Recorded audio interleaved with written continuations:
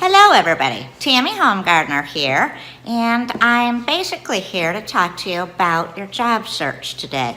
And the topic that we're going to talk about, sorry about that, that's my dog running back and forth, my yellow lab named Kramer. What we're going to talk about today is your resume. And obviously these are just short videos that give you a few tips at a time, so we can't talk about everything to do with the resume, but we certainly want to hit on a couple of really important points. Now, I know that some of you have quite possibly had your resume done by a professional. I know that also some of you have written your own resumes, and then you've rewritten them because you felt like when you weren't hearing back from anyone after you applied for positions that it might have been your resume. So you find yourself just spending more time writing and rewriting. And even those of you who have paid professional resume writers, you find yourself doing the same thing because the majority of the time, even when you pay a professional, in this day and age, because the job search is so different, those resumes don't work out well for you. And the first reason why the resumes aren't working for you is that they are not what's called ATS proof. ATS stands for Applicant Tracking Systems, and this is a software that over 90% of the companies are using in place of human resource or other personnel that in the past had went through, painstakingly I might add, hundreds of resumes for the same position. So because of that fact and because so many people apply to the online positions, most of the companies have gone to using these applicant tracking systems that actually go through the resumes. The software scans the text of your resume, looking for specific things, and then the system either rates or scores you, and only the highest scoring applicants get through to the interview stage.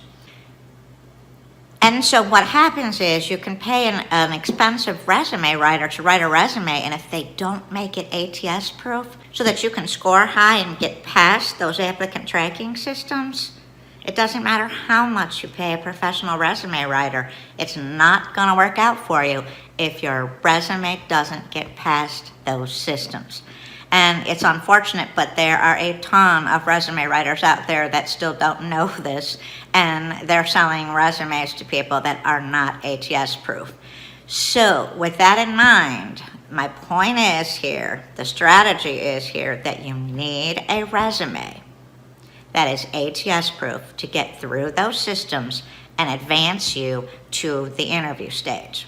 But secondly, and the thing that we want to talk about today is that you want to make sure, even if you're using your keywords nicely to help the ATS systems along, you want to make sure that your resume is written as a marketing document to market you, rather than what most people put out there, which is actually just a past history document, documenting everything they've done in their past.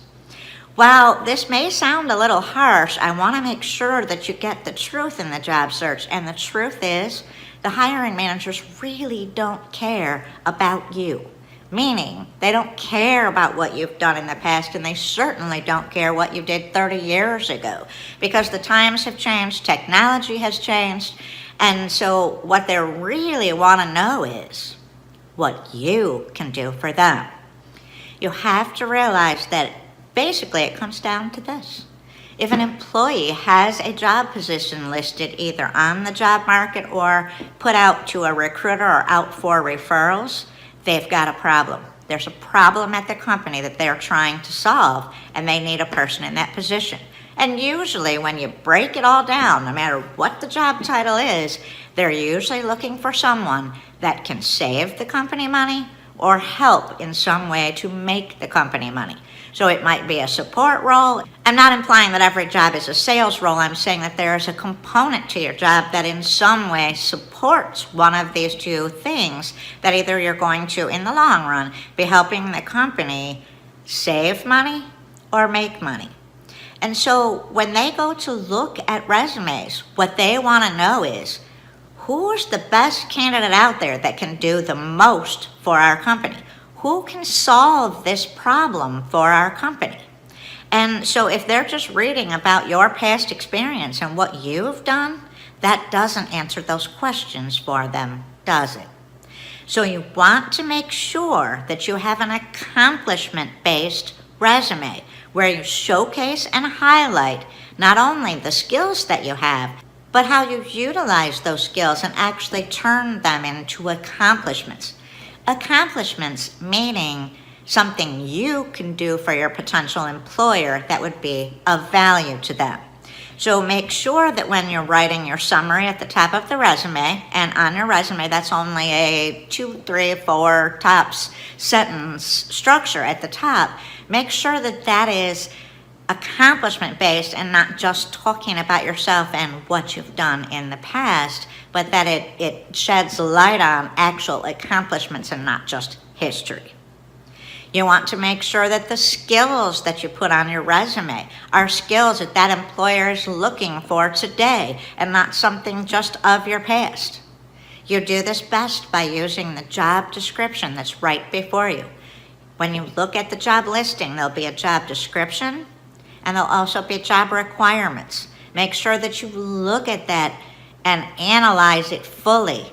Look at the keywords, look at the requirements, and look at what they're looking for. That will give you a big clue, a big insight into what their problem is that they're trying to solve with hiring somebody for that position. Make sure that when you list your past history, your past experiences on your resume, first of all, only go back 10 to 15 years. I don't care how old you are. That is the standard today. You only want to go back 10 to 15 years. But make sure that you have bulleted accomplishments listed under each job position, not just your past history of what you did at the company, but what you did for the company. Remember, everything in life comes down to sales in the end.